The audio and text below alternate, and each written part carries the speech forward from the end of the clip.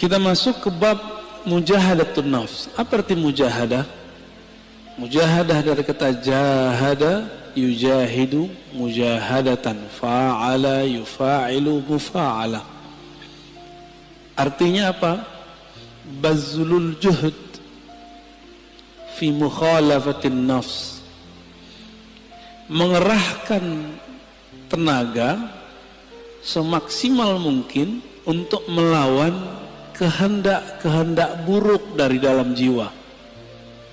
Jam segini enaknya tidur atau ngaji menurut badan nih, tapi batin bapak maunya ngaji. Maka yang duduk sekarang itu bukanlah nafs yang ammarah, tapi nafs yang sudah mulai masuk ke gerbang mutmainnah. Baru gerbang pak, jangan senang dulu. Ya, an-nafs ini jiwa kita, sebagaimana sudah masyhur disebutkan dalam Al-Quran. Ada yang disebut innan nafsa, sesungguhnya jiwa. Ada yang apa? Ammarah, bukan amarah. Ammarah. Ammarah bahasa Arab artinya yukthirul amra, banyak nyuruh-nyuruh kepada apa? Bisu, dengan yang buruk-buruk. Jam 3 enaknya tahajud atau molor. Molor ya. Itu normal. Normal itu. Tapi mujahadatun nafs itu melawan sisi normal manusiawi, menjadi di atas itu. Yang gak pernah tidur, yang gak pernah capek itu siapa? Malaikat. Malaikat itu gak pernah tidur. Maka di saat seseorang melawan rasa ngantuknya, dia sedang menghidupkan sisi malaikat dalam dirinya. Karena dalam diri kita ada karakter nuriyah, karakter malaikat. Kalau mau makan, antum mau makan nih, normalnya orang kalau pagi-pagi jam 7, jam 8 lapar nggak? Terus antum shaim, puasa, malaikat makan nggak? Itu namanya mukhalafatun nafs. Mencoba melawan kebiasaan diri. Biasanya makan, dia nggak makan. Jiwa itu level pertama namanya ammarah bisu. An-nafs al-ammarah bisu, jiwa yang selalu mengajak kepada yang negatif. Enggak saya, enggak antum, sama. Mau ustadz, mau kiai, hatta wali, apalagi cuma wali murid ya. Hatta wali Allah itu ada an-nafsnya al-ammarah bisu dalam dirinya. Bedanya dia bisa meredamnya. Jadi jangan dikira para wali itu selamat juga dari an-nafs al-ammarah. Dia ada dalam dirinya, namun Allah mengizinkan untuk meredamnya. Ciri-ciri an-nafs al-ammarah, ide-idenya untuk berbuat yang rendahan itu lebih banyak daripada yang tinggi, yang bernilai. Keinginannya untuk berbuat yang buruk lebih banyak daripada keinginannya melakukan kebaikan. Itu ammarah bisu. Bahkan ammarah bisu ini lawan dari nafsul mutmainnah. Dia menjadi agen-agen maksiat. Kalau ada dia, maksiat tambah seru. Itu ammarah bisu. Sebenarnya itu diri kita sendiri ya. Jadi jangan dilihatkan ke orang, itu kita sendiri. Kalau dia agak baik dikit, dia menjadi an-nafs al-lawamah, jiwa yang lawamah. Apa arti lawamah? Lama yalumu lauman, mencela. Lawamah yang banyak mencela dirinya, menyalahkan dirinya. Coba antum habis maksiat, nyesel nggak? Habis nyesel nyalahin diri nggak? Atau nyalahin orang? Sama. Nyalahin diri, nyalahin orang berarti an-nafs al-lawwamah. Ada penyesalan, lalu mengalamatkan penyesalan itu ke orang lain. Ini gara-gara dia nih, gitu ya. Atau ke diri sendiri. Kalau sudah bisa menyalahkan diri sendiri, berarti sudah lolos dari nafsul ammarah masuk ke nafsul lawwamah. Dari nafsul lawwamah sudah di ujungnya, karena sudah bisa memandang bahwa diri kita lah yang bermasalah. Ciri-ciri nafsul lawwamahnya belum bisa disembuhkan kalau maksiat, kalau salah selalu menyalahkan orang. Ini karena handphone nih, ini karena musik nih, musik yang disalahin. Kan baru muncul kemarin ada artis mau hijrah, mau tobat, yang disalahin gitarnya, yang disalahin dia, yang maksiat yang disalahin musiknya. Musik itu awal pembuka maksiat. Masya Allah, saya nggak bela-bela musik juga karena saya nggak bisa main musik. Tapi kalau dia menyalahkan musik, berarti dia belum menyalahkan dirinya sendiri. Yang disalahkan diri kita sendiri. Anda mau tanya sama antum, lebih berbahaya musik atau smartphone penyebab maksiat? Lebih banyak maksiat yang ada di smartphone yang antum pegang itu atau musik? Cuma karena musik banyak lawan jenis yang suka sama dia, lalu dia tergoda, yang dia salahkan musiknya. Ada kok orang main musik gak tergoda, malah gak laku-laku juga ada. Jadi gagal karena belajar tazkiyatun nafsnya tidak benar. Belajar tazkiyatun nafsnya ala hawa nafsu yang baru. Jadi belajar tasawufnya tidak dengan cara ulama ahli tasawuf, tapi dengan cara ulama yang mengharamkan tasawuf. Akhirnya begitu jadinya. Ya, terjadilah yang antum tonton beberapa bulan ini. Rame nggak? Rame, ya. Berarti ada yang masalah dalam dirinya, ada masalah dalam gurunya. Karena tidak bisa mengarahkan. Jika engkau ingin menyalahkan orang, salahkan diri sendiri. Kita kalau maksiat nggak usah salahkan orang, kita yang masalah. Baik. Nafs berikut apa? Udah lawwamah naik ke mulhamah.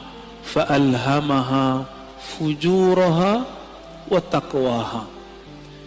Setelah Allah menyempurnakan jiwa, maka Allah mengilhamkan kepada jiwa bahwa di dalam dirimu, hai jiwa, ada fujur dan takwa. Ini banyak yang salah terjemah ayat, dikira Allah lah yang membisikkan kepada jiwa keburukan dan kebaikan. Bukan. Coba perhatikan ayatnya. Fa'alhamaha fujuraha. Lalu Allah mengilhamkan, memberitahukan kepada jiwa sifat buruknya ini loh, dan takwaha, sifat baik kamu ini. Bukan terjemahannya Allah lalu membisikkan supaya dia berbuat baik atau berbuat buruk, nah begitu ya. Ini ada fi di dalamnya. Fa'alhamaha fujuraha wa taqwaha. Ada satu riwayat yang masyhur di kitab-kitab, cuma sayang setelah diteliti Imam Suyuti, Imam Ibnu Jauzi, riwayatnya dhaif. Tapi maknanya sahih, sesuai dengan ayat-ayat ini. Bahwa dahulu kala awal Allah menciptakan nafs jiwa. Ini riwayat didhaifkan. Emang dhaif, setelah saya teliti dhaif. Tapi riwayat ini saya masukkan ke Israiliyat. Kalau masuk ke Israiliyat kita boleh cerita, ya. Tatkala Allah menciptakan nafs, lamma khalaqallahu nafs. Ketika Allah menciptakan jiwa, maka Allah bertanya, Man ana wa man anta. Aku siapa, kamu siapa? Apa kata jiwa? Anta anta, ana ana. Apa kata jiwa? Ente ente, ane ane. Jadi yang suka ngomong gua, saya, itu sifatnya nafs. Jujur, suka nggak ngomong saya, menurut gua? Seneng nggak? Seneng ya? Kok dia nggak menghargai saya? Gitu. Pernah ngalamin gitu nggak? Ya. Kok dia nggak menghargain aku? Nah, ada perasaan begitu dalam berinteraksi? Berarti nafsnya lagi on, Pak. Lagi on itu. Ditanya lagi, man anta? Waman ana, siapa kamu, siapa aku? Sama jawabannya, aku, engkau. Makanya sifat egois itu sifatnya nafs, bawaan nafs. Jadi nafs ini itu dulu pernah Allah Subhanahu wa taala celupkan kepada bi'iruz zulumat, ke dalam kegelapan syahwat. Masing-masing kita punya, Pak. Walaupun soleh-soleh ini kayaknya, berjenggot, berkopiah, bergamis, bersarung, nafsu kita sama-sama jelek. Mau saya, mau antum sama. Ya, jadi nggak usah putus asa ya, biasa aja. Siapa tahu antum lebih mulia dari aneh, gitu. Dalam nafs. Tapi kalau udah merasa mulia, berarti nafsnya udah rusak. Nafsu udah rusak. Lalu Allah buatlah nafs itu lapar. Dibuat lapar itu nafs. Sekian ribu tahun dia lapar. Lalu Allah bertanya lagi, Ayyatuhan nafs, man ana wa man anta? Saya siapa? Engkau siapa? Kata Allah. Barulah nafs itu merasa butuh. Apa kata nafs? Ya Rabb, anta Rabbi. Engkau adalah Rabbku, Tuhanku. Sedangkan aku adalah hambamu. Inilah asal muasal daripada tazkiyatun nafs, mujahadatun nafs. Jadi nafs ini hanya bisa dikekang dengan satu hal, lapar. Gak bisa lebih, gak bisa kurang. Gak bisa lebih dari itu, gak bisa kurang juga dari itu. Dibikin lapar dia. Jadi kalau antum merasa bahwa kok susah ngelola diri ini, puasa. Jangan hanya puasa fisik, mulai puasa yang sifatnya lebih detail. Pernahkah kita puasa gadget? Pernahkah kita puasa ngomong yang buruk-buruk? Jangan puasa ngomong gak ngomong sama sekali. Puasa tidak ngomongin orang, bisa gak? Pernahkah kita puasa tidak memikirkan dunia? Syekh Abdullah Faiz Ad-Daghestani An-Naqsyabandi itu kalau beliau terpikir dunia, beliau tobat mandi wajib. Mandi tobat. Ada orang begitu, Pak.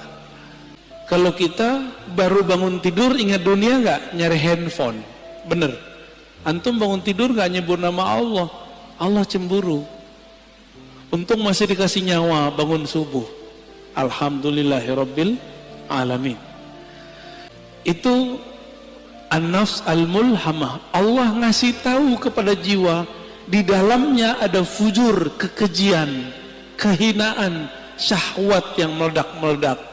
Dan juga ada takwaha, ada nilai baiknya. Maka sampai nanti, sampai kita mati, ini gak akan selesai. Walaupun sudah naik jadi nafsu mutmainnah. Maka jangan pernah merasa aman dari diri kita. Saya gak pernah merasa diri saya aman. Apalagi udah sok-sok suci, doain orang lupa doain diri sendiri. Aku doakan kalian husnul khotimah. Dia lupa sama dirinya sendiri. Baru tobat dari musik, udah sok menggurui orang lain. Dia belum tobat daripada egonya. baru hijrah beberapa bulan udah berani menggurui orang lain, lupa menggurui dirinya. Lalu melihat orang lain yang melakukan hal masa lalu dia dengan pandangan hina.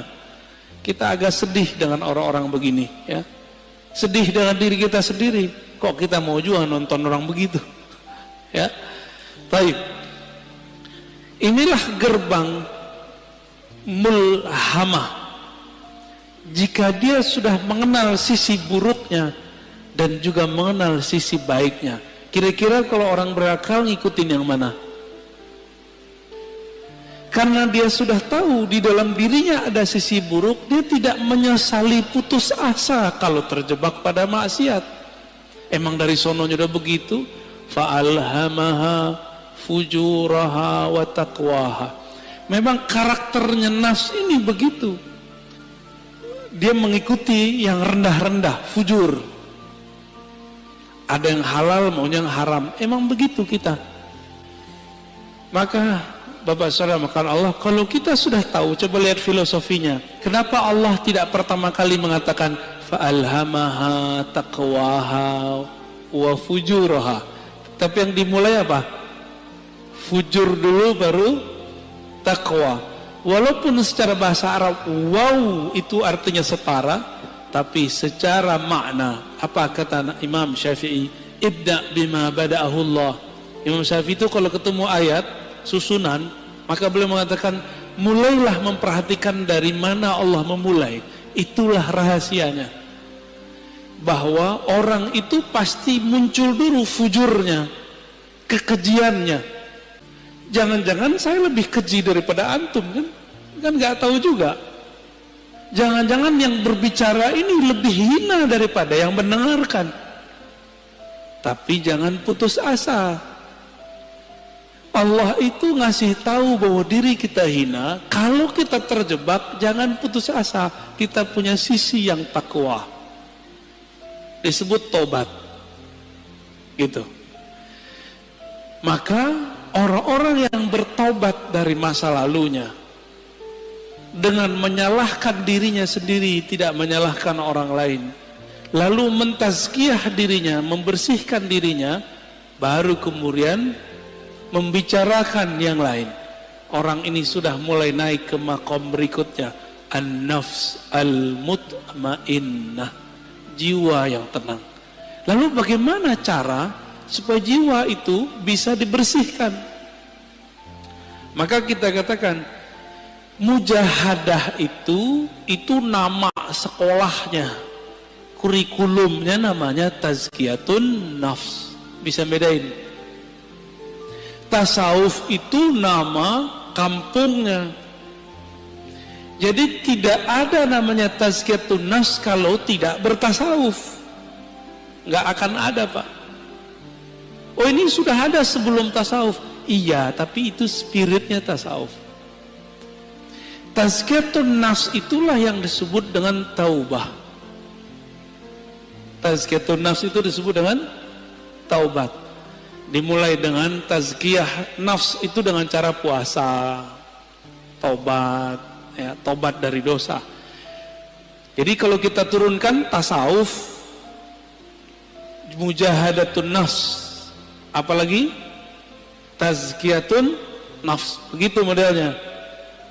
Jadi kalau ada orang mengajak kajian tazkiyatun nafs tapi tidak memulai dengan tasawuf, gimana kurikulumnya? Pasti ada halalnya, pasti ada kelemahan-kelemahannya, kayak gitu modelnya, ya, karena nggak tahu petanya. Tadi dimulai dari jiwa yang 4, ammarah, lawamah, mulhamah, baru masuk mutmainnah. 4 aja udah cukup dulu sebelum yang 3 yang lain. Jadi taubat itu bukan saja dengan cara mencela maksiat kita. Taubat itu dengan cara tazkiyah, itu pertama. Lalu tahliyah yang kedua. Apa arti tazkiyah? Membersihkan diri dari yang kotor. Kita kalau mau sholat, tubuh kita kotor, kita langsung sholat atau mandi dulu? Mandi itu namanya tazkiyatun nafs. mandinya orang-orang maksiat tobat. Supaya simbol dan maknanya nyatu, maka ada namanya mandi tobat. Pernahkah kita mandi tobat? Maka mulai pagi ini coba Bapak sekali sehari niat kalau mandi itu mandi tobat. Mau ngamalin? Ya. Jadi ketika kita mandi, kalau mandi tobat berani nggak pakai celana? Maka pakai kain basahan. Kecuali antum bukan mandi tobat. Pakai kain basahan atau pakai celana kita mandi. Cara mandinya gimana? Mulai dari wudhu. Lamain di kaki, siram kaki kita dulu. Udah siram kaki, mulai pundak. Baru kepala. Niatkan, ya Rob, ampuni dosaku. Jadikan dosaku hanyut seperti hanyutnya daki-daki di badanku dengan air ini. Dalam hati kita ngomong. Itu cara mandi tobat. Dulu mandi tobatnya cuma diajarkan di surau-surau, zawiyah-zawiyah. Ini sekarang kita bagiin aja lah. Ya. Lama amat antum mau jadi orang bener. Kita juga lama menjadi orang bener. Dulu harus ngaji dulu. Nah, sama-sama belajar bener kita, ya. Mau ngamalin ya, sama-sama kita amalkan mandi tobat. Bid'ah itu Ustaz, ya makan aja tuh bid'ah itu. Ini udah diamalkan banyak ulama. Dari mana dalil mandi tobat, teman-teman? Orang masuk Islam mandi nggak? Dianjurkan mandi nggak? Bener. Maka ada mandi dari kafir masuk Islam. Dari situ ulama kita ngambil, kita sudah Islam, melakukan maksiat, udah tahu lebih gede nggak dosanya? Lebih gede dosanya. Maka secara batin lebih kufur. Masuk lagi ke ranah iman, kita mandi lagi. Dari situ dalilnya. Ya. Jadi mandi tobat bukanlah bid'ah, mandi tobat adalah sesuatu yang lebih sunnah daripada mandinya orang kafir masuk Islam. Orang kafir masuk Islam wajar, dia tadinya kafir, sekarang masuk Islam. Kita ini sudah Islam, tapi melakukan kerjaan orang-orang kafir. Lebih kufur gak? Lebih wajib gak kira-kira mandi tobatnya?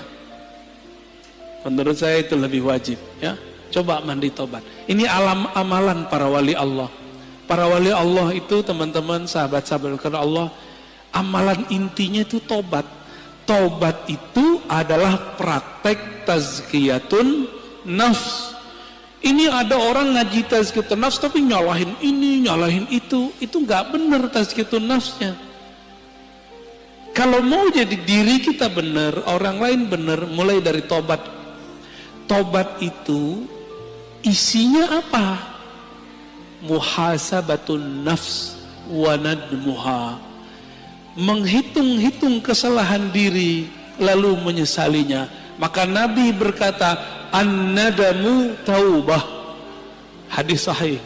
Yang disebut taubat itu kamu menyesali. Bagaimana mungkin menyesalinya kalau tidak pernah menghitung kesalahan diri sendiri?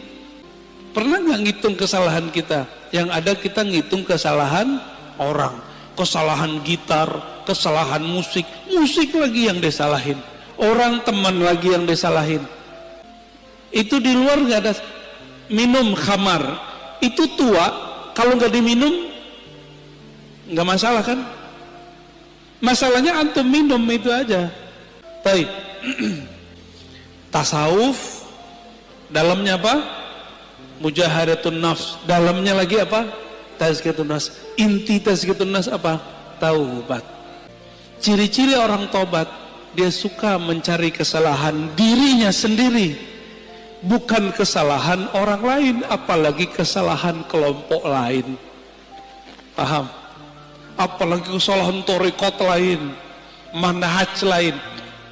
Kalau di dunia kerja, ciri-ciri orang yang sudah tobat, pribadi tobat, dia kalau ada kesalahan dalam pekerjaan tim tidak suka menyalahkan kawannya, tapi dia suka menyalahkan dirinya sendiri.